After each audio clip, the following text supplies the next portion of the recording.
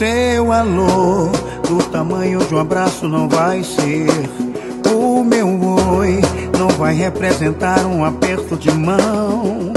Ficar em casa agora é a direção a tomar. Se cuida. Reunir nossa coragem, países, estados e cidades. A gente muda, a gente muda. Usa fé e consciência, disciplina e persistência. Logo isso muda. Acredite, isso muda sim. Não é o fim. Estamos juntos, porém separados. Em pouco tempo terá acabado. Se sinta abraçado. Muito boa tarde para você de Feira de Santana e região pela TVE, canal 10.1 em Salvador, também para as cidades da micro-região e macro-região de Feira de Santana, Amélia Rodrigues, Anguera, Antônio Cardoso, Conceição da Feira, Conceição do Jacuípe, Coração de Maria, Ipacaitá, Irará, Oriçangas, Pedrão, Santanópolis, Santa Bárbara, Santo Estevão e São Gonçalo dos Campos. Nessas cidades, você sintoniza a TVE pelo canal 9.1. Também compõem essa entrevista especial para as emissoras de rádio e região, as redes sociais do governador Rui Costa, os sites Acorda Cidade e Acontece na Bahia, as emissoras de rádio de Feira de Santana, Povo FM, Subaé AM, Sociedade News FM, Princesa FM, Transbrasil FM do Grupo Lomes de Comunicação, Jovem Pan FM, Grupo Lomes, Globo FM, Grupo Lomes e Acorda Cidade Web. Em Muritiba, Rádio Vox AM e Muritiba FM. Em Santo Amaro, Santo Amaro FM. Em Cachoeira, Paraguaçu FM. Em Conceição do Jacuípe, Educadora FM. E Mix Bahia FM. Em Amélia Rodrigues, Lapa FM. Em Terra Nova, Terra Nova FM. Em Camaçari, Líder FM e Monte FM. Em Coração de Maria, Coração FM. E em São Gonçalo dos Campos, São Gonçalo AM. Muito obrigado às emissoras de rádio, as empresas de comunicação, TVE, sites e rádios que reproduzem essa entrevista especial do governador Rui Costa falando para a região de Feira de Santana. Estamos aí às vésperas da entrega de um equipamento importante para a cidade. O governador vai falar, claro, dessa entrega e também da agenda oficial hoje pela manhã. Apesar dos trabalhos serem mais difíceis e mais cotidianos em relação ao combate ao coronavírus, o governador Rui Costa também tem montado a sua agenda oficial de entregas com um protocolo especial de segurança para evitar aglomerações, mas tendo antes uma visita simbólica às cidades para entrega de equipamentos, obras e serviços. Hoje pela manhã ele esteve na região do Recôncavo. É outro assunto também que vai ser abordado na entrevista especial de hoje, porque foram dois equipamentos importantes que interferem na mobilidade urbana, no escoamento da produção, no desenvolvimento econômico e também no turismo da região do Recôncavo Baiano. Uma área muito atingida pelas chuvas da manhã de hoje também, em função, é claro, da mudança de tempo, não só em Salvador, na região metropolitana, mas também nessa área do interior da Bahia. Você que acompanha, nós estamos ao vivo para a TVE, canal 10.1 e também em Feira de Santana, para um pool de emissoras de rádio e também redes sociais do governador Rui Costa e sites que estão reproduzindo esta entrevista especial. Acorda Cidade e Acontece na Bahia, Povo FM, Subaé AM, Sociedade News FM, Princesa FM, Transbrasil FM, Jovem Pan FM, Globo FM, Acorda Cidade Web. Em Muritiba, Rádio Vox AM e Muritiba FM. Em Santo Amaro, Santo Amaro FM. Em Cachoeira, Paraguaçu FM. Em Maragogipe, Maragogipe FM. Em Conceição do Jacuípe, Educadora FM e Mix Bahia FM. Em Amélia Rodrigues, Lapa FM. Em Terra Nova, Terra Nova FM. Em Camaçari, Líder FM e Monte FM. Em Coração de Maria, Coração FM. E em São Gonçalo dos Campos, São Gonçalo AM. Vamos dar lá já o boa tarde ao governador Rui Costa, que chegou há pouco de uma agenda importante no Recôncavo, com a entrega de dois grandes equipamentos que interferem no desenvolvimento econômico, do turismo e, é claro, deixam a região ainda mais bonita. Governador, muito boa tarde, é um prazer tê-lo aqui mais uma vez nessa entrevista especial para a cidade de Feira de Santana e região E o senhor chegou há pouco do Recôncavo. Boa tarde, governador. Boa tarde a todos os amigos e amigas. É um prazer estar aqui. Acabei de chegar de Maragogipe. Nós fomos entregar lá todo um sistema viário e mais a ponte. Um investimento de mais de 100 milhões de reais para Maragogipe, toda uma infraestrutura e para utilizar aquela infraestrutura, inclusive, da Enseada. Lá tem uma área que é da Petrobras, enfim, ali é uma situação logística extremamente privilegiada e eu espero que em breve possamos voltar a dar uso econômico e a ter geração de emprego. Aquele empreendimento ali pode ser feito construção de plataformas, de navios, reformas, enfim, e isso gerar 4, 5, 6, 8 mil empregos para aquela região extremamente importante. E nós completamos lá toda a infraestrutura para que aquele potencial possa ser desenvolvido e gerando emprego e renda aí para todo o Recôncavo da Bahia. E acabei de chegar e estamos iniciando aqui o nosso bate-papo. Amanhã estarei em Feira de Santana fazendo a vistoria final, dar o olhar final para que o novo Cléristo passe a ser funcional, passe a admitir pacientes. Então amanhã pela manhã não vai ser ato de inauguração, quero deixar claro isso. Portanto, infelizmente, gostaria muito de estar em outro momento convidando aqui a população a ir conhecer, mas não será permitida a entrada de pessoas. Por quê? Porque nós não queremos fazer aglomeração de pessoas, não queremos promover a disseminação do vírus. Então, a vistoria será restrita a poucas pessoas, a um número extremamente limitado, pessoas da área técnica aqui do Estado, eventualmente do município, mas algumas pessoas de imprensa previamente cadastradas. Eu peço, inclusive, que a SECOM faça o cadastramento anterior para poder organizar. Inclusive, nós vamos ter momentos de entrevistas diferentes para poder, inclusive, não gerar aglomeração do pessoal da imprensa. Então, vamos pretender em um horário televisão, cada TV separadamente, depois a rádio, depois blog, para poder dividir os públicos e, com isso, não gerar nenhuma aglomeração e não provocar nenhuma contaminação no ato de vistoria. Então, insisto, o número de pessoas será extremamente reduzido. Infelizmente, estamos vivendo esse momento e que temos que limitar, ainda mais quando o ambiente é um ambiente fechado. Quando o ambiente ainda é uma estrada, na rua, é normal estar debaixo do sol, ao ar livre, a taxa de contaminação é infinitamente inferior a ambientes fechados e por isso lá será muito restrito o acesso. Vamos então agora aos estúdios da TVE, Raoni Oliveira. Boa tarde, governador. Boa tarde, Feira de Santana, que nos assiste com o sinal digital no canal 9.1. Bom, Raoni Oliveira, aqui do TVE Revista. Governador, na semana passada foi apresentado o plano de retomada das atividades econômicas aqui na capital baiana. A gente sabe que a taxa de internação nos leitos de UTI precisa ficar igual ou abaixo dos 75% por 5 dias para iniciarmos a fase 1. O senhor acredita que a população está colaborando para que isso aconteça? E nas outras cidades do estado, como tem sido tratada essa reabertura? Sim, a população em geral, eu só tenho a agradecer toda a colaboração, a paciência. Não é fácil ficar tanto tempo. Nenhum país do mundo ficou tanto tempo nessa situação como o Brasil ou como os Estados Unidos. Infelizmente, são os dois piores exemplos no planeta. São os dois piores que estão lidando com a pandemia e por isso está demorando tanto tempo. Então eu não tenho o que reclamar da população em geral.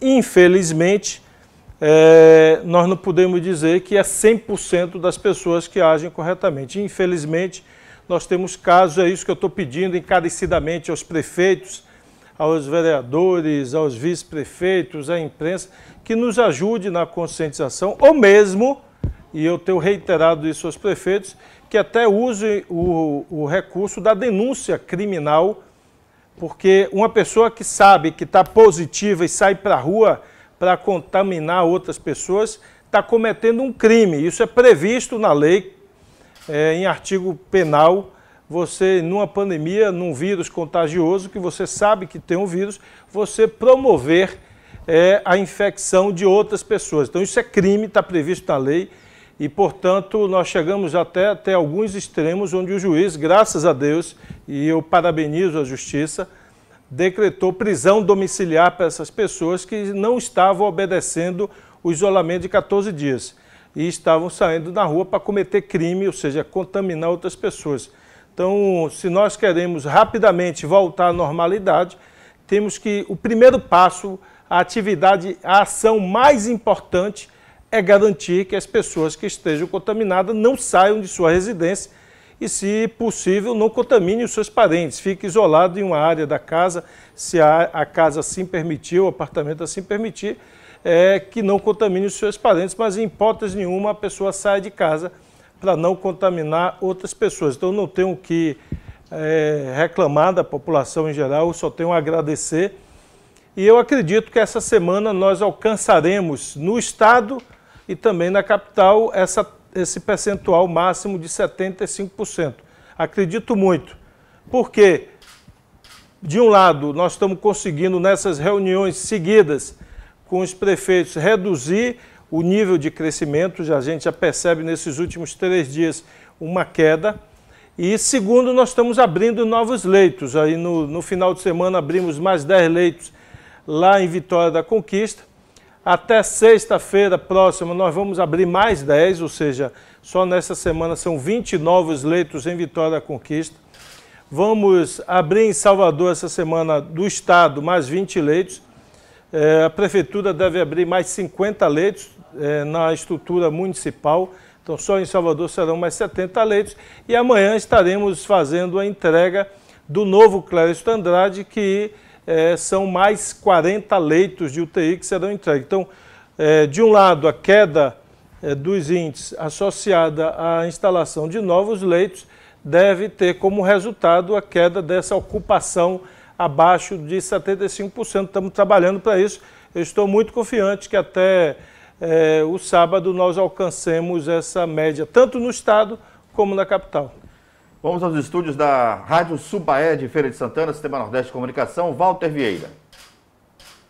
Eu sou Walter Vieira, aqui dos estúdios da Rádio Subaé de Feira de Santana. Governador Rui Costa, com a entrega do Hospital Clériston II, se resolve a constante falta de UTIs em Feira de Santana? Sim, a ampliação é para isso, para ter um equipamento moderno, mais resolutivo nesse prédio novo. Vocês vão conhecer amanhã a imprensa cadastrada. Nós vamos transmitir, então quem estiver em casa, nas redes sociais, também vai poder conhecer vamos dizer assim, as áreas mais nobres e mais críticas do hospital estarão nesse hospital novo, além das UTIs, a área de imagem, ressonância, tomografia e outras áreas críticas. Isso permitirá, principalmente após essa pandemia, mais investimento na área antiga do hospital, na unidade nova. Nós já vínhamos fazendo investimento e vamos continuar fazendo investimento no prédio antigo para que ele fique dentro do mesmo padrão do prédio novo. Os investimentos seguirão e, portanto, nós ampliamos bastante as UTIs. Eu não sei se a pergunta se dirigia aos leitos de Covid ou aos leitos em geral de UTI de forma permanente, mas as duas... Ele quis saber em relação ao modo geral mesmo. No modo geral, sim, atende. Nós temos leitos de UTI no Hospital da Criança, destinado a criança, temos leito de UTI na maternidade, que funciona no Hospital da Criança, e temos leitos de adulto no novo Clériston. E nós vamos, enquanto houver a pandemia, manter os antigos leitos de UTI no prédio antigo. Fernando Moreira, da Rádio Sociedade de Feira de Santana, Sociedade News FM. Bom dia, governador. Aqui é Fernando Moreira, dos programas Linha Direta com o Povo e Bom Dia Feira. Muito se fala aqui na cidade que o governo do estado e prefeitura municipal não se entendem muito nas ações de combate ao coronavírus aqui no município. Queria que o senhor comentasse esta afirmação, se de fato se confirma ou não, e como é o contato entre o governo do estado e prefeitura municipal de Feira de Santana em relação ao alinhamento mesmo no combate ao coronavírus aqui na cidade.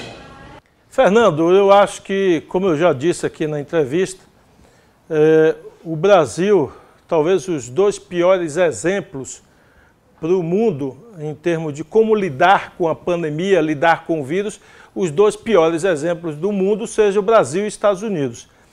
E isso se deve, no caso do Brasil, também a esse desencontro do governo federal com estados e municípios, ou seja, se optou desde o início pelo confronto, pela polêmica, pela politização, por transformar em disputa ideológica, até o uso de medicamentos se transformou em disputa ideológica.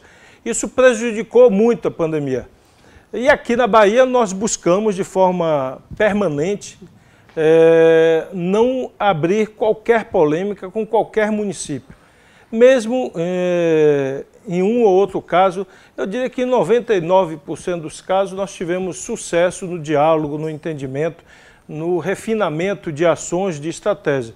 É evidente que toda regra tem exceção, nós tivemos exceção, mas eu prefiro não, me desculpe, comentar ou alimentar possíveis polêmicas ou possíveis diferenças de entendimento, para que isso não dificulte ainda mais o combate ao inimigo maior nesse momento, que é o coronavírus, e, portanto, não acho que a gente tenha que, nem de longe, reproduzir o comportamento do governo federal e ficar alimentando polêmicas.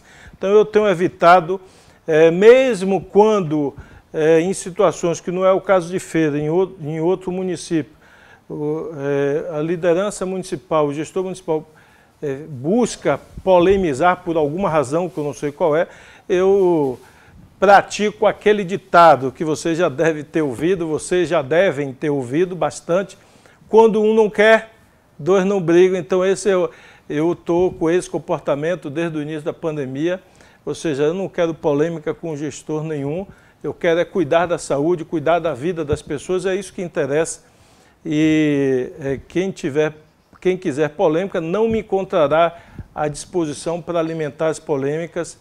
Eu não tenho respondido e não responderei, porque eu não quero perder o foco, a atenção, o olhar sobre as pessoas, sobre o ser humano. Por isso, me permita fugir da sua pergunta e me concentrar nas ações que nós estamos fazendo para salvar vidas humanas. Estamos ao vivo também para a TVE em Salvador e região metropolitana pelo canal 10.1, em Feira de Santana e cidades vizinhas, canal 9.1. Até 1 da tarde pela TVE nesses dois canais. Vamos agora aos estúdios de 5 emissoras de rádio. Jutan Araújo, representando aí a Líder FM de Camaçari, Monte FM de Camaçari, Terra Nova FM e também Mix Bahia FM de Conceição do Jacuípe. Olá, governador, bom dia. Jutan, programa Bahia Política, rádios Mix Bahia FM, Líder FM, Terra Nova FM, Coração FM, Monte FM. Nesse horário, o senhor está ao vivo, inclusive, no nosso programa que vai das 12 às 14. Governador, o que o senhor acha das barreiras sanitárias colocadas por alguns municípios? Tem dado resultado positivo ou de nada tem adiantado essas barreiras sanitárias? E uma dica, viu, governador? Fazer um pouco de exercício, porque essa quarentena está me deixando e deixando o senhor também um pouco gordinho.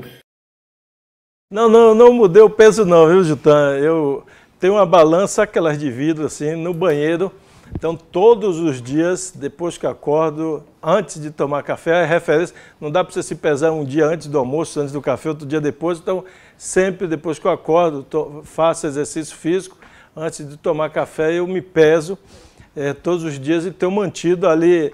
Eu oscilo muito pouco. A correria não parou, né, agora? Eu oscilo muito pouco no peso.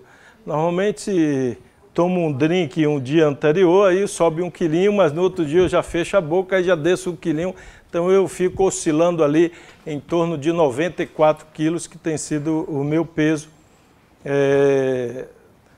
Eventualmente chego a 93, puxa para 95, não passa disso, é um para cima, um para baixo, mas em torno de 94. E a balança no banheiro me ajuda a fiscalizar. Todos os dias eu subo para saber se eu estou 1 quilo a menos ou 1 quilo a mais. Quando eu estou 1 quilo a menos, eu posso tomar uma cervejinha, tomar um copo de vinho. Quando eu estou 1 quilo a mais, eu não tomo nada para poder voltar aos 94 quilos. Mas as barreiras, sim, as barreiras sanitárias, elas são úteis. O que eu tenho conversado com os prefeitos, quando o número de infectados dentro da cidade já cresceu bastante, aí, na minha opinião, a barreira perde muita função, porque a barreira tem a função de impedir que pessoas contaminadas cheguem ao município. Se você já tem dentro do município um número de contaminados grande, não adianta mais, é como se você tivesse colocado no portão da sua casa alguém para tomar conta, para não deixar pessoas contaminadas entrarem. Mas se dentro da sua casa já tem 5 pessoas contaminadas, não faz mais sentido alguém estar no portão, porque o vírus já está dentro de sua casa. Então, até um determinado número ou proporção de contaminados do município vale a pena. A partir de que esse número já esteja muito grande, ou seja, você já tem a chamada circulação comunitária do vírus, perde a função de fazer essa barreira. O que eu tenho insistido para os prefeitos, e quero aproveitar a audiência de vocês para insistir, é que é preciso fiscalizar. Eu tenho dito aos prefeitos, se o município já tem 100 casos ativos, 200 casos ativos, no município de médio porte e de pequeno porte, acho que a prioridade não é mais a barreira, a prioridade é fiscalizar que quem esteja contaminado não saia de casa. Se ele quer sair de 100 ou de 200 para 10, 20 ou 0, ele tem que fiscalizar que as pessoas que estão contaminadas não saiam de casa. Porque se o município tem 100 contaminados e 50 estiver saindo de casa, esses 50, no mínimo, vai contaminar uma pessoa por dia. No mínimo. Podendo contaminar 2, 5, 10. Então, a prioridade é garantir que os contaminados cumpram a lei e fiquem em casa. Não é uma opção, é a obrigação legal. E quem não faz isso está cometendo um crime, porque é previsto, inclusive, no Código Penal brasileiro, contaminar intencionalmente outras pessoas com doenças contagiosas. Então, acho que vale a pena ter um determinado número de contaminados. A TV agora interrompe sua programação, passa a ter, portanto, a programação de rede. A gente agradece a você que acompanhou a entrevista especial até esse momento. A gente segue aqui com as emissoras de rádio que fazem a transmissão ao vivo também pelo interior do estado e os sites Acorda Cidade e Acontece na Bahia. Em Feira de Santana, Povo FM, Subaé AM, Sociedade News FM, Princesa FM, Transbrasil FM, Jovem Pan FM, Globo FM, Acorda Cidade Web. Em Muritiba, Rádio Vox AM, Muritiba FM. Em Santo Amaro, Santo Amaro FM. Em Cachoeira, Paraguaçu FM, do Sistema Nordeste de Comunicação. Em Maragogipe, Maragogipe FM. Em Conceição do Jacuípe, Educadora FM e Mix Bahia FM.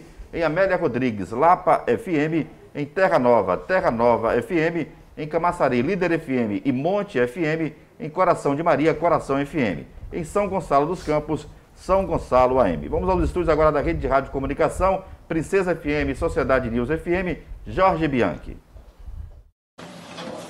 Olá, governador.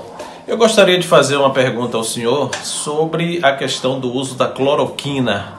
O prefeito de Feira de Santana, Colbert, inclusive já declarou aqui para o nosso programa De Olho na Cidade, na Rádio Sociedade News e Jornal do Meio-Dia na Rádio Princesa FM, que ele particularmente não acredita na eficácia da cloroquina, embora ele tenha solicitado junto ao governo do estado, não é, que o governo enviasse cloroquina para a nossa cidade, e o uso vai ficar a cargo da indicação do médico e também do acordo do paciente em usar essa medicação.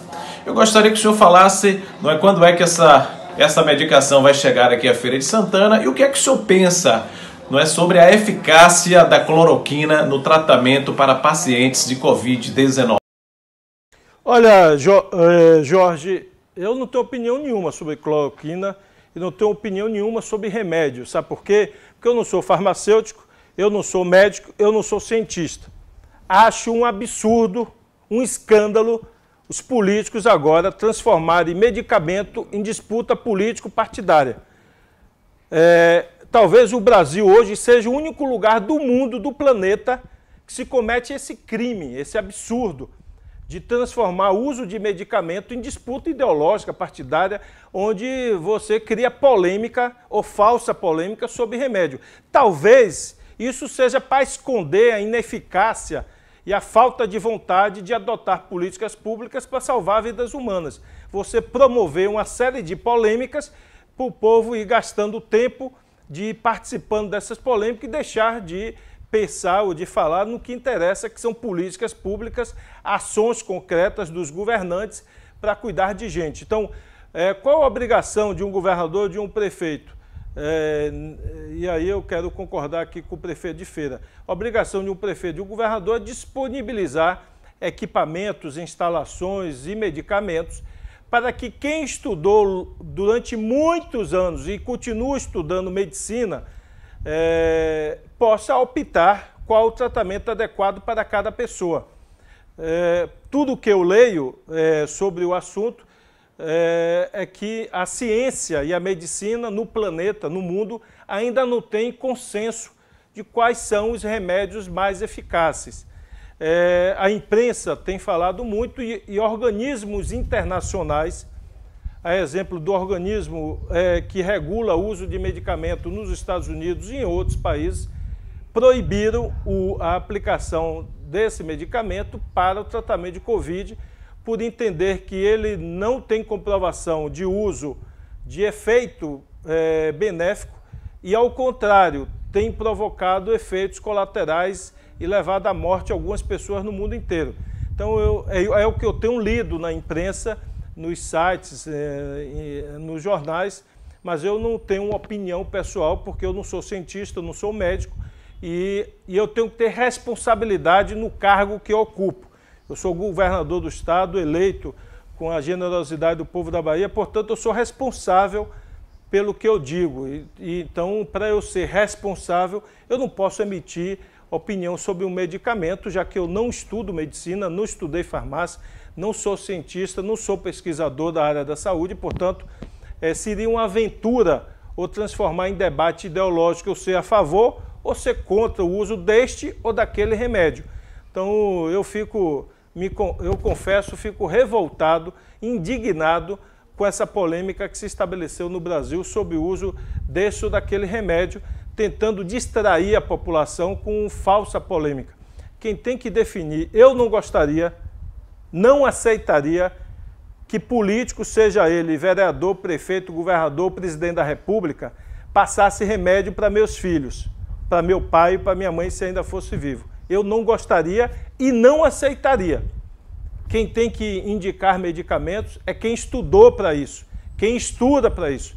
Sei do desejo, da vontade de quem é médico hoje de ler tudo quanto é artigo que sai, ler resultados de pesquisa da Inglaterra, da Alemanha, da França, de todos os lugares do mundo, para tentar acertar quais são os melhores remédios que, combinados, podem levar à recuperação do paciente, ou procedimentos, porque muitas vezes não são remédios. Por exemplo, tem uma linha de tratamento que são com células troncos, que você faz a recuperação do paciente. Então tem várias linhas e eu bato palma, parabenizo, agradeço a todos os médicos que estão se esforçando para se manter atualizado, lendo tudo quanto é artigo em revista científica especializada, respeitada, para acertar cada dia mais o tratamento do paciente. Então, eu deixo com a palavra os médicos que entendem disso e eu repudio o uso político, partidário, ideológico da disputa, da falsa disputa sobre remédios no Brasil. O que nós estamos fazendo como governo do Estado é disponibilizar para todas as unidades de tratamento hospitalares, sejam estaduais ou municipais, os remédios que os médicos precisam. E quem tem que assinar o prontuário médico ou a receita médica é o médico que tem autorização legal para isso. Vamos agora aos estúdios da Paraguaçu FM, Santo Amaro FM, Paraguaçu e Cachoeira, Santo Amaro em Santo Amaro. Nivaldo Lancaster. Olá, governador, tudo bem? Eu sou Nivaldo Lancaster, apresentador de programa de rádio em Feira de Santana e do programa Rádio Total das rádios Paraguaçu FM e Santo Amaro FM, no Recôncavo Baiano. Gostaria de saber do senhor, com relação ao combate à Covid-19, o que o senhor tem a dizer, não é, com relação a este combate por parte do governo do Estado? As pessoas, no seu modo de entender, estão aderindo? Se não estão, existirão outras medidas restritivas para que possam deixar essas pessoas em casa? Nivaldo, como eu já respondi numa pergunta anterior, eu não posso reclamar da população em geral, eu tenho que agradecer. Isso não significa que 100% das pessoas estão tendo um comportamento adequado. Por exemplo, nós antecipamos o feriado do São João para não promover aglomerações nas cidades do interior. Apesar disso, eu acho que deu resultado, senão seria um mar de gente viajando de uma cidade para outra.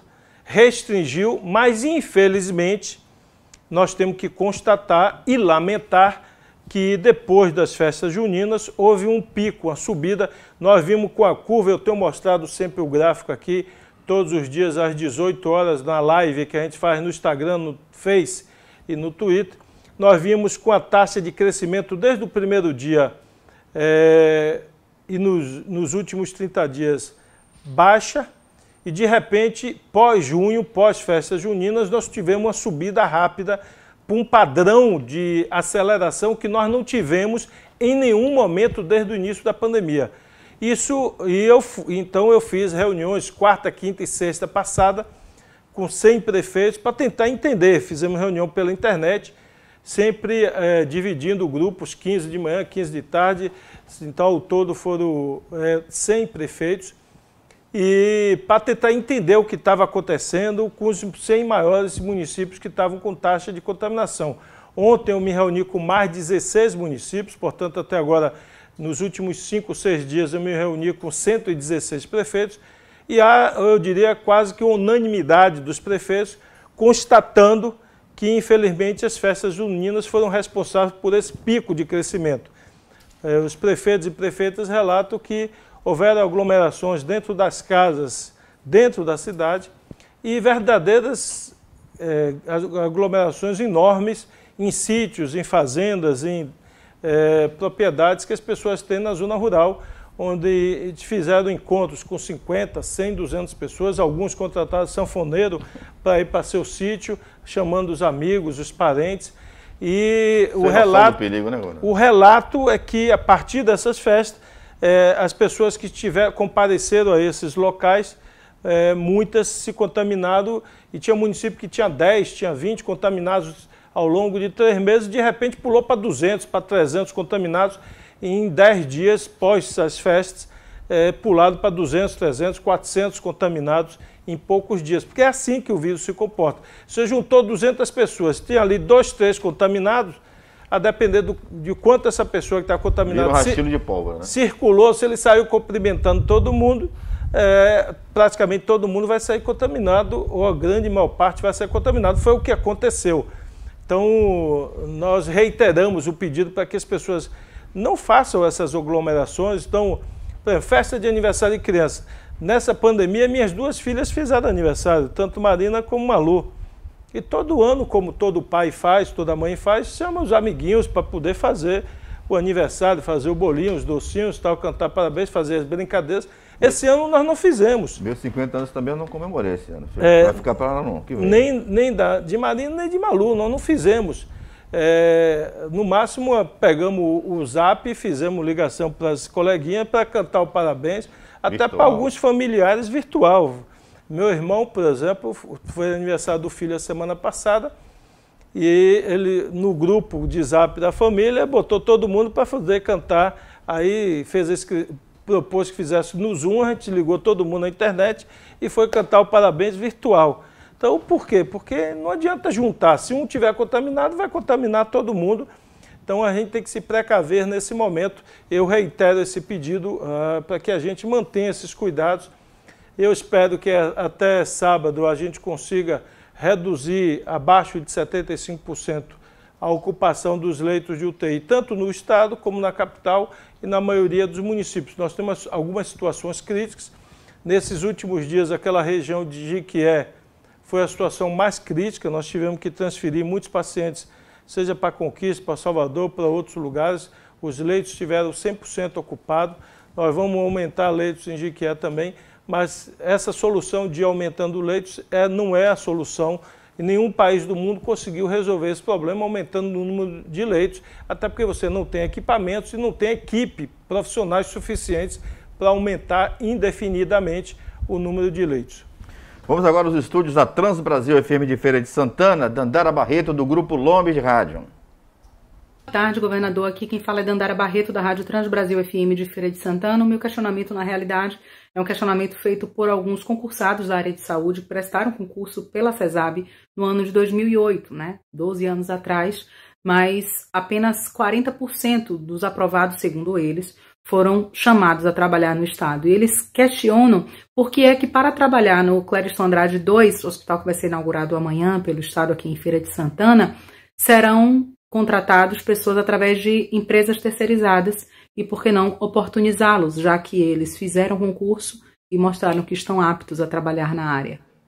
Dandara, não tem nenhum concurso em vigor no estado na área de saúde. Concurso no Brasil, não existe concurso que dure 12 anos. Não existe esse instrumento legal de um concurso durar 12 anos. O concurso, normalmente, os editais, você faz concurso para 1 ou para 2 anos, renovável por igual período. Não mais do que isso. Então, em geral, 1 ano valendo mais 1. Então, o concurso que o Estado faz normalmente é de 1 ano, sendo renovado para mais 1 ano. Venceu o concurso, venceu. Tem algumas pessoas que judicializaram esse concurso, porque tem pessoas assim que acham, muita gente passou a ter um entendimento, é como se fosse um vestibular. Vou ver se eu consigo responder essa pergunta assim. Vamos lá na UFES aí em Feira, já que estamos falando de Feira de Santana. Então a universidade abre 100 vagas para medicina. Então você tem um número de vagas para concurso, para fazer o curso de medicina na universidade, são 100 vagas. Então, os 100 que tiverem nota melhor vão entrar. Você pode ter 200 ou 300 que tirem nota acima da linha de corte. Todo vestibular, ou todo concurso público, normalmente passa quem tirou nota máxima, mas tanto a universidade como o Estado, para garantir um nível mínimo de pessoas, seja os que vão estudar na universidade, seja o que vai fazer o concurso, você estipula uma nota mínima da pessoa. Então, no vestibular, por exemplo, tem 100 vagas para medicina. E a universidade diz, olha, só vai entrar quem tiver nota mínima, sei lá, de 6, por exemplo. Então, muita gente passou a ter o entendimento que bastou ter nota acima da nota mínima, aprovado. O Estado teria a obrigação de chamar todos os supostos aprovados porque tiraram nota acima da linha de corte.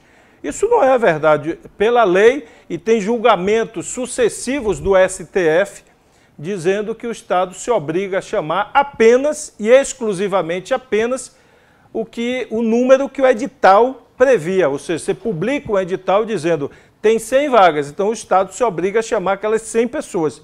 Isso o Estado é obrigado a chamar. Agora, não é porque 500 pessoas, 2.000 pessoas tiraram nota acima da nota mínima que o Estado tem a obrigação de contratar. Tem muitas pessoas que judicializaram essa questão do concurso de 2008, agora não tem concurso em vigor no Estado e não tem nenhum amparo legal a gente fazer contratação de eventual sobra residual do concurso de 2008. Então, nós temos optado por gestão através de OS ou PPP, inclusive nós vamos transformando as unidades que nós temos em unidades de OS ou unidades de PPP, porque tem se mostrado que dá o resultado melhor. O acesso tem que ser gratuito para a população. E a forma de gerir tem que ser aquela que mostre melhor resultado para a população. E durante esse período que nós estamos aqui, é inegável que de todos os modelos, o modelo de PPP tem sido o modelo de melhor resultado para a população e, na medida do possível, nós vamos migrando para esse modelo que é mais eficiente, tem mais produtividade, atende um número maior de pessoas, faz um número muito maior de cirurgia pela mesma instalação, pelo mesmo equipamento. Então, inegavelmente, é um custo-benefício infinitamente maior para a população.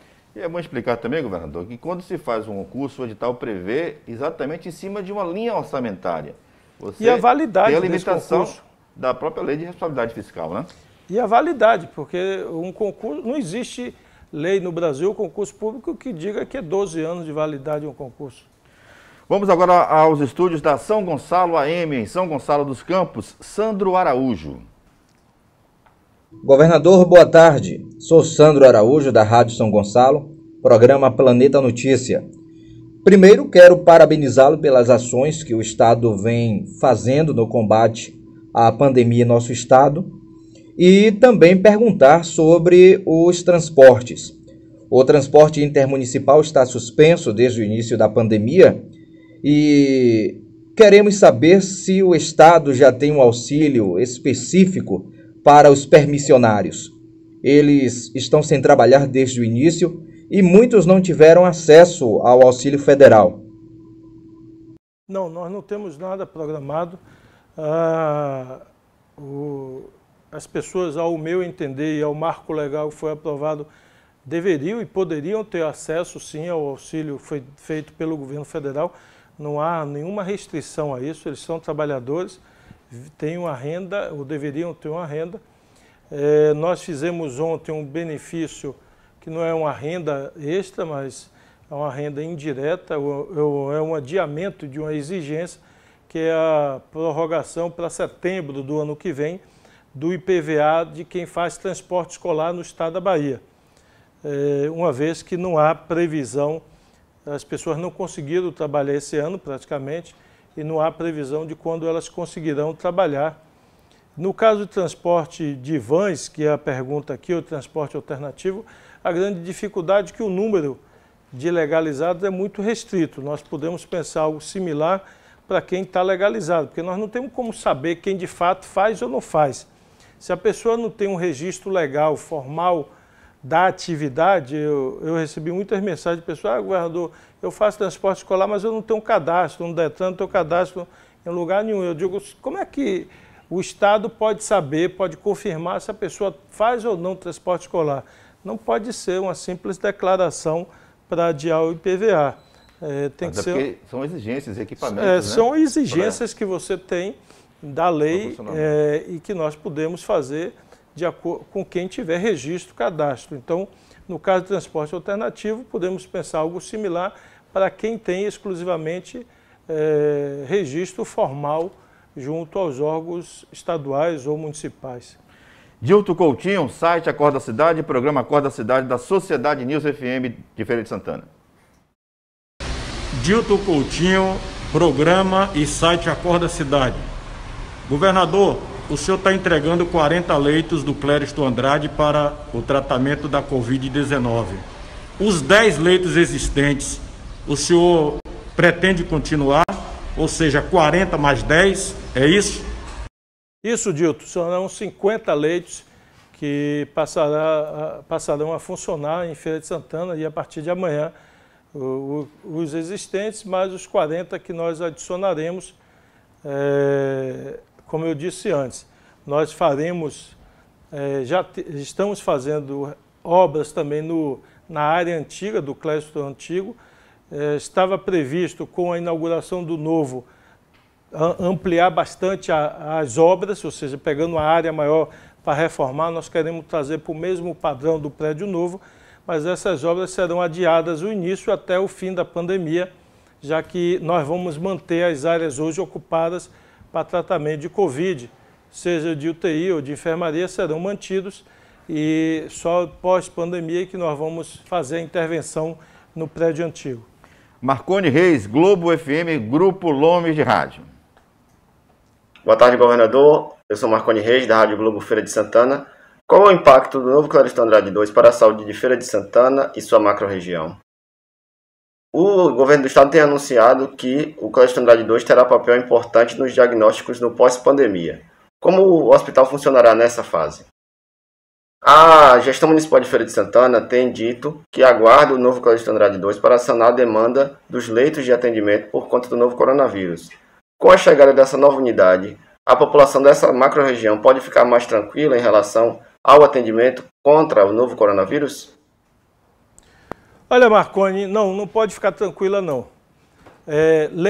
Ampliação de leito de UTI não visa dar tranquilidade às pessoas, visa salvar vidas humanas. Eu não gosto dessa relação de que muitos fazem, dizendo o seguinte: o povo vai ficar tranquilo quando tiver mais leito de UTI. Isso pode passar falsa impressão de que agora liberou geral, que você pode sair na rua do jeito que você quiser, ter o contato que você quiser, porque se você ficar doente tem lei de UTI. Em nenhum lugar do mundo a solução foi essa. Eu vi uma matéria, inclusive ontem à noite, em uma das televisões, não sei se foi canal fechado ou canal aberto, que falava inclusive de especialistas americanos falando da crise que continua dos Estados Unidos em estados americanos, me parece que foi na Flórida, onde se partiu deste raciocínio de algumas autoridades dizendo lá na Flórida, nos Estados Unidos, não, nós só estamos abrindo mais leitos para dar tranquilidade à população. Quando abriu mais leitos de UTI, liberou tudo e todos os leitos, ontem a matéria dizia isso, foi entregue, sei lá, mais 40 ou 50 leitos num determinado local e em menos de 24 horas foi tudo lotado de novo, porque as pessoas da rua estão nos bares, estão nos restaurantes, estão convivendo como se o vírus não tivesse existindo. Então você pode abrir 50, 100, 200, 500 leitos. Se o comportamento do lado de fora do hospital for um comportamento de liberou geral, não vai ter UTI suficiente para todo mundo. Isso eu quero dizer em alto e bom som. Não gosto quando eu vejo jornalista ou quem quer que seja dizer não, o leito de UTI trará tranquilidade para a população. Não gosto dessa relação, porque isso no ouvido das pessoas passa a ideia de que eu agora vou ficar à vontade, porque tem mais leito de UTI, se eu ficar doente eu tenho um lugar para eu ir. Não é assim. Se liberar geral em feira ou em qualquer cidade, não, desses 40, os 50 não vai dar nem para refresco, como o povo gosta de dizer. Então, nem se botar mais 200 vai dar. Então, é preciso manter os cuidados. O leito de UTI é necessário para salvar vidas humanas, mas não é para trazer tranquilidade no sentido de que você pode abrir todo o comércio de uma vez, pode aglomerar pessoas, pode fazer tudo, porque agora tem mais 50 leitos de UTI. Então, por favor, não façam essa relação para não induzir a população a um erro grave, que é achar que mais leitos de UTI pode liberar comportamento inadequado na convivência com o vírus. Então, o leito de UTI é para salvar vidas humanas. O comportamento adequado de proteção do lado de fora é para evitar que as pessoas, que um número grande de pessoas precise de UTI. Nós estamos recomendando também aos prefeitos que antecipem o internamento, a internação de quem tem maior risco, ou seja, ao examinar, ao olhar os pacientes, o perfil dos pacientes, os médicos, em muitos casos, conseguem prever aqueles que têm um potencial maior de eventualmente desenvolver uma doença com uma gravidade maior. Por exemplo, uma pessoa que teste positivo, que seja diabético ou tenha problema renal, ou tenha outros problemas de saúde, eles têm uma chance de complicar maior. Então, nós estamos pedindo aos prefeitos, às equipes médicas, que busquem antecipar essa internação, até porque nós temos leitos clínicos com mais folgas do que os leitos de UTI. Então é melhor ter alguém que pode complicar sob o olhar e o monitoramento médico e sob a dosagem de medicamentos acompanhados por médico do que essa pessoa em casa. Infelizmente nós temos perdido muitas pessoas ou tem chegado gente em colapso na UPA ou no hospital e precisa ir direto para a UTI. Por quê? Porque essa pessoa esperou demais para procurar um médico. Talvez porque a doença ela é traiçoeira. Eu já dei algumas vezes o exemplo, e tenho repetido diversas vezes, o exemplo triste, mas é um exemplo que as pessoas podem tomar como referência, do médico do Hospital Prado Valadares de Jequié. Ele é um médico intensivista, estava tratando de pacientes de Covid, trabalhava na UTI lá, e no dia de plantão normal, ele estava trabalhando, em um dado momento ele saiu da UTI, tirou aquela roupa inteira, pediu à enfermeira para medir, arrumar um oxímetro para ele medir o nível de oxigênio, que ele estava com a sensação de falta de ar. Quando mediu o nível de oxigenação, ele estava com 42 ou 44 no oxímetro, e o normal é acima de, em torno de 95%, assim, mais ou menos nesse patamar. Ele estava com 42% ou 44%, tomou um susto e imediatamente foi para a sala de tomografia para se submeter a uma tomografia. Quando fez a tomografia, ele já estava com 75% do pulmão comprometido. Começou o tratamento, depois foi entubado. Em 24 horas ele veio a óbito, em menos de 24 horas. Ou seja, alguém que estava trabalhando, que é médico, que conhece tudo da doença, não estava sentindo nada e, de repente, em 24 horas estava morto.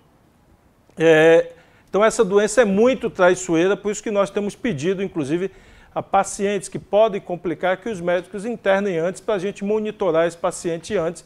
E, quem sabe, ele nem precise de UTI e muito menos ser entubado e que se recupere rapidamente. Então, por favor, os leitos são para salvar vidas humanas. O leito não é sinônimo de tranquilidade para a população. Eu quero as pessoas preocupadas com a doença, eu quero as pessoas, em cada ato que fizer, eu, por exemplo, sou preocupado com a doença, tenho 2 filhas, adoro minhas filhas, gosto de viver, quero viver muito mais anos. Então eu sou preocupado com a doença, ando aqui com álcool gel o tempo todo, pego numa coisa, saio na rua, peguei numa escada, peguei no elevador, eu quando saio do elevador procuro álcool gel, eu vou na pia lavar a mão. Então as pessoas têm que continuar preocupadas com a doença. Então não dá para ninguém baixar a guarda ou relaxar ou ficar tranquilo porque tem mais 50 ou mais 100 leitos de UTI. Leito de UTI não é para tranquilizar ninguém. Eu não me sinto tranquilo em saber que eu terei leito de UTI. Eu não quero ir para UTI. Então a minha intranquilidade, porque eu não quero nem ir para o hospital, quanto mais para UTI. Então eu tenho que estar preocupado em cada ato que eu faço, se eu estou me expondo mais ou me expondo menos. Então, por favor, eu insisti, demorei até nessa resposta, porque para mim isso é muito preocupante, essa sensação que às vezes eu vejo as pessoas passarem em alguns veículos de comunicação, o seguinte, isso aqui vai trazer mais tranquilidade para a população. Eu boto a mão na cabeça e digo, pelo amor de Deus, não fala uma frase dessa, porque trazer mais tranquilidade significa a pessoa relaxar com a doença. É igual eu trabalhei muitos anos numa fábrica, e o tempo todo, os treinamentos de segurança para não ter acidente dentro da fábrica, as pessoas nunca relaxarem. Ou seja, você não pode relaxar com a segurança numa indústria de petróleo, petroquímica, numa subestação de energia, você não pode andar relaxado. Você tem que estar o tempo todo atento, preocupado, olhando, vendo se você está seguindo as normas de segurança. Os acidentes, normalmente, na indústria, acontecem quando a pessoa fica relaxada. Nos treinamentos, eu aprendi que a maior incidência de acidente dentro da indústria acontece em duas situações. Ou quando a pessoa é muito inexperiente, que não sabe quais são as normas, ou não foi bem treinado, ou quando a pessoa é hiperexperiente. Porque a pessoa assim, se relaxa, eu já estou aqui há 30 anos, eu já sei fazer isso aqui de olho fechado. Então a pessoa termina relaxando e não segue as normas de segurança e por isso os acidentes acontecem. Então normalmente os acidentes dentro da indústria acontecem nos 2 extremos, ou com gente pouco experiente ou com gente de muita experiência. Por quê? Porque essa pessoa a autoconfiança é tão grande que ela relaxa nas medidas de proteção e o acidente acontece. A mesma coisa com o vírus. Então, por favor, não é porque tem mais 50 leitos no hospital, ou mais 100, ou mais 200, que a gente vai baixar a guarda e vai relaxar e se desproteger. Rede Baiana de Rádio, Sociedade News FM, Princesa FM de Feira de Santana, Fernando Moreira. Governador, saindo um pouco do assunto coronavírus agora, mas um assunto que já há algum tempo é debatido aqui em Feira de Santana, é importante a gente estar perguntando para o senhor também, que é o aeroporto de Feira de Santana. A gente deve ter ainda na gestão do senhor um aeroporto mais atuante na cidade, um aeroporto pronto para receber voos maiores e mais frequentes? Olha, eu deixarei ao final da minha gestão o aeroporto equipado para receber voo noturno, com as novas exigências feitas todas implantadas, ou seja, alargamento das cercas externas à pista para dar mais faixa de proteção lateral nas cabeceiras, instalarei os instrumentos necessários. Agora, sobre quantidade de voos, hoje, pós-pandemia, o mundo inteiro está rediscutindo como é que faz com a ativação de voos, mesmo em lugares que têm uma alta demanda, muitos voos, estão planejando como é que fazem para a retomada do turismo, a retomada dos voos, retomada das atividades de aviação, porque no mundo inteiro despencou. Hoje tem uma infinidade de aviões no chão. Hoje todos os países, todos, sem exceção, vivem uma crise gigantesca de aviação. Por quê? Porque a demanda despencou de uma hora para outra e as companhias todas, várias companhias europeias estão recebendo apoio dos governos federais para se manter, para não quebrar, várias. No mundo inteiro, as companhias nessa crise estão recebendo. Então, eu seria um falastrão, um aventureiro, estar aqui fazendo prognóstico de voos para a Feira de Santana pós-pandemia. O que eu posso me comprometer e farei é entregar aquilo que eu me comprometi, todas as instalações adequadas para que os voos tenham condições de vir. Agora, eu não tenho hoje condições de falar sobre voos, aviões maiores ou possibilidade de quantidade de voos em Feira de Santana. Seria uma aventura da minha parte estar especulando sobre isso. Walter Vieira, Rádio Subaé AM, Sistema Nordeste de Comunicação. Aqui é Walter Vieira, da Rádio Subaé de Feira de Santana. Governador, nos últimos dias tem aumentado muito o número de infectados pela Covid-19 nos pequenos municípios da Bahia. O governo tem algum plano especial para reduzir o avanço do coronavírus nessas localidades? Sim, Walter, tem. Nós já estamos implementados desde a semana passada. Como eu já disse aqui na entrevista, nós reunimos até sexta com 100 prefeitos, pegamos os 100 com maiores taxas de contaminação e fizemos essas reuniões, dividindo, evidente, uma reunião de manhã, outra de tarde, porque na reunião da internet, quando você bota gente demais, aí ninguém demora demais, ninguém tem paciência e não funciona bem. Então, nós dividimos em grupo de 15, 16, 17, 18, então um grupo de manhã, outro de tarde, quarta, quinta e sexta, somando deu 100 prefeitos. Ontem, pela manhã, quando eu cheguei cedo, peguei a relação dos municípios com maior taxa de crescimento, que nós ainda não tínhamos conversado até sexta, e montei um grupo ontem à tarde de 16 prefeitos. Assim que acabar a entrevista, eu vou olhar de novo, já que cedo eu estava em Maragogipe. Se tiver um outro grupo que também tenha crescido, nós vamos reunir, porque nessas reuniões a gente ouve dos prefeitos o que eles estão fazendo e sugere ação concreta e medida concreta para cada município, porque um município é diferente do outro, tem uma quantidade de infectados diferentes, tem um ritmo diferente, e a gente tem ouvido os municípios e apresentado sugestão e implementado medidas conjuntamente. Não existe uma medida padrão para todos os municípios. Tem município que fechou tudo, inclusive a agência bancária, durante 5 dias. Tem município que só está com toque de recolher à noite, durante o dia serviços essenciais. Então, cada município foi adotando sua ação de acordo com a taxa de contaminação e com a vulnerabilidade daquele município. É importante destacar, governador, também a participação do Comitê Científico, né, que tem orientado essas decisões do Estado, né? Assim, desde o início, a Bahia se diferenciou e eu hoje posso, junto com os baianos, nos orgulhar que a Bahia é a quarta população do Brasil, né? É o 4º estado em população. E quando você olha a classificação relativa de contaminados, por exemplo, a Bahia, dos 27, é o 21º em contaminados por 100 mil.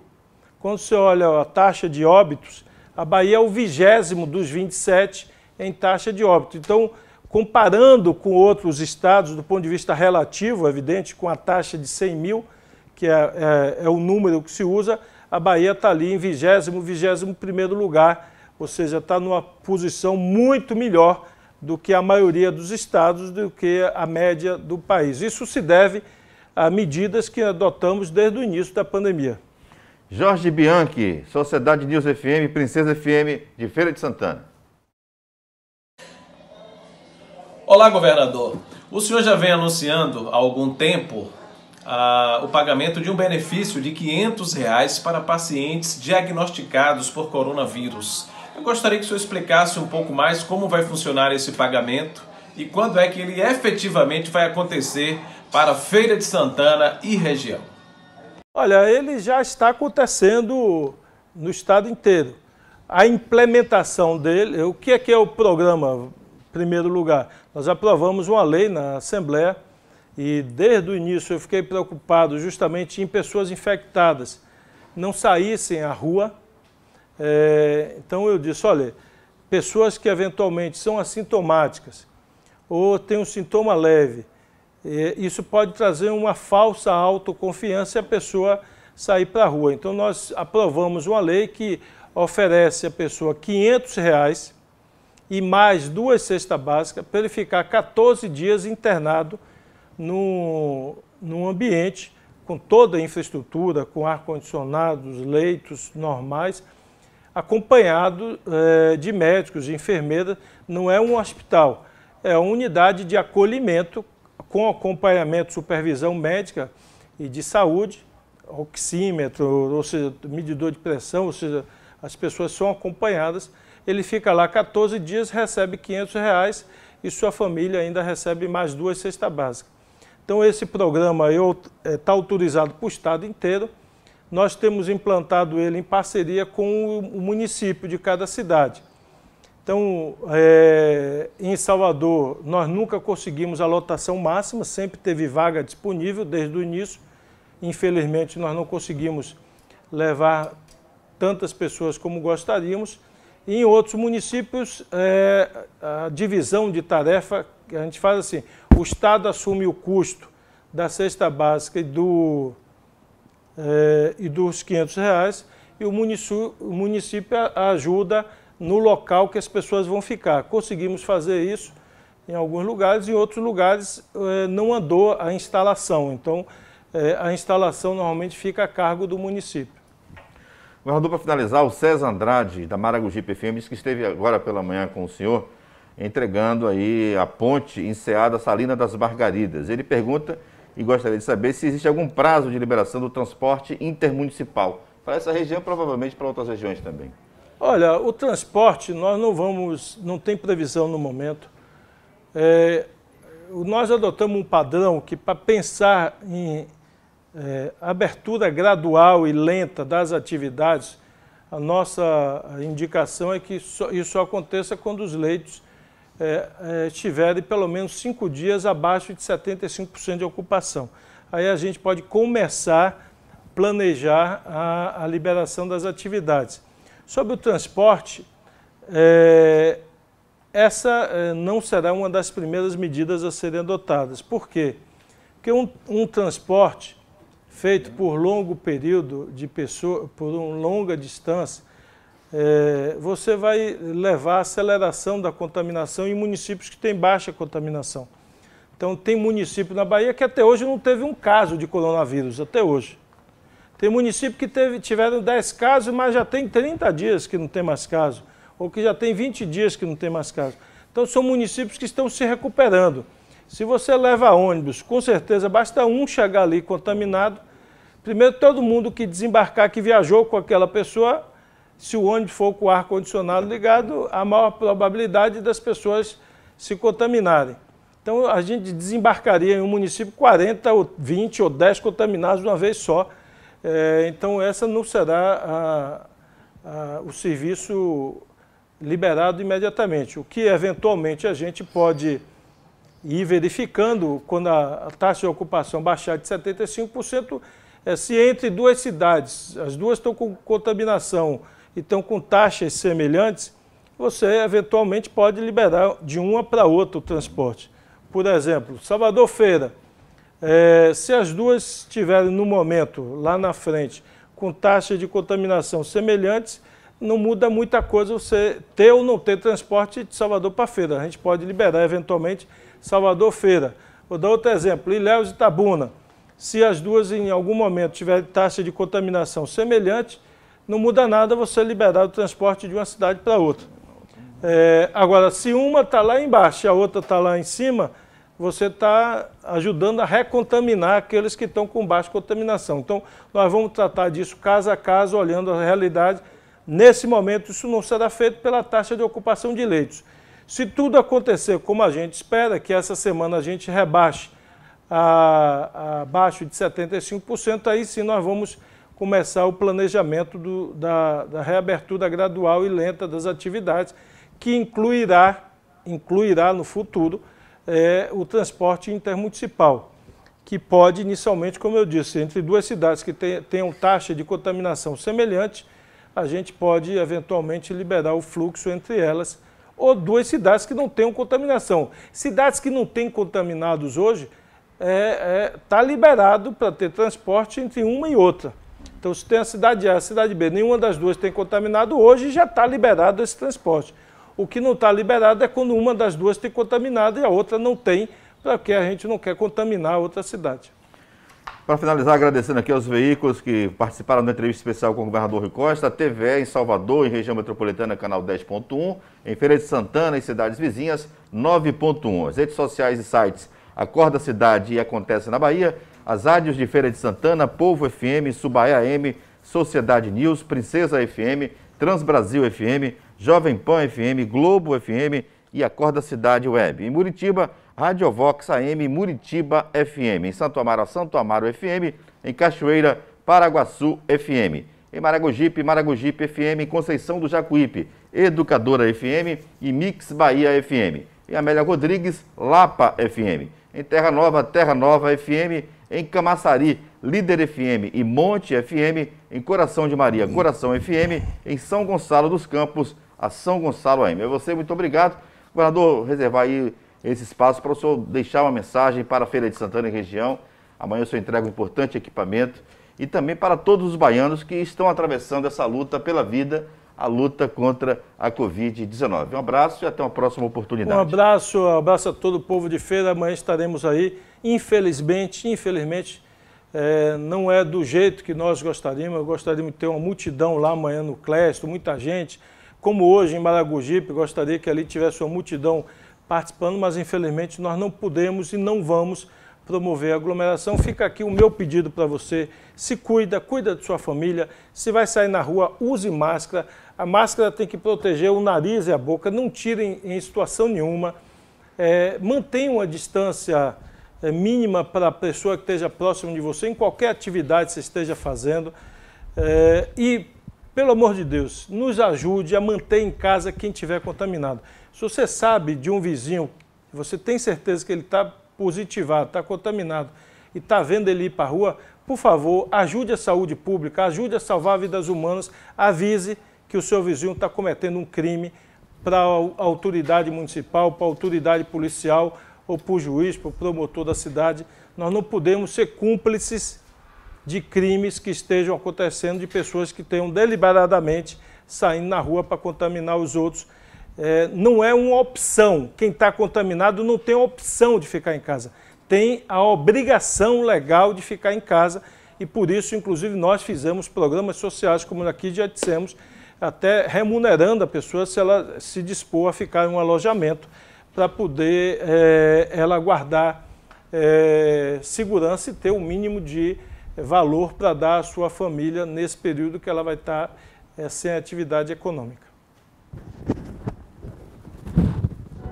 Seu alô, do tamanho de um abraço não vai ser.